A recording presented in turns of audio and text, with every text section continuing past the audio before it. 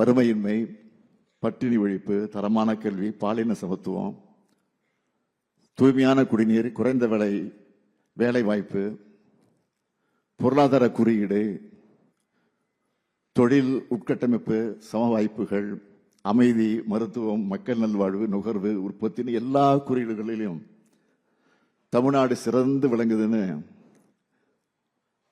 இதெல்லாம் நமக்கு நாமே வாசிக்கிற பாராட்டு பத்திரங்கள் கிடையாது. ஒன்றிய அரசோட நிதி ஆயோக் புள்ளி விவரங்களே சொல்லுது.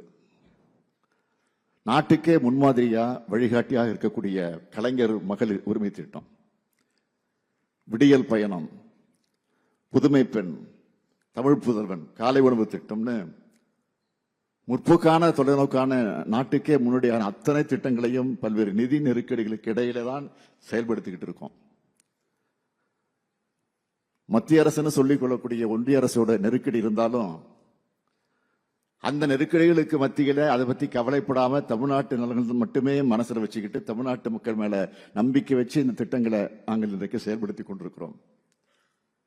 இது எல்லாத்தையும் மக்களுக்கான நம்மோட கடமைன்னு உணர்ந்து செயல்பட்டுக்கிட்டு இருக்கிறோம். மக்களுக்கு நன்மை செய்வதில் நாம கணக்கு பார்க்கறது இல்லை.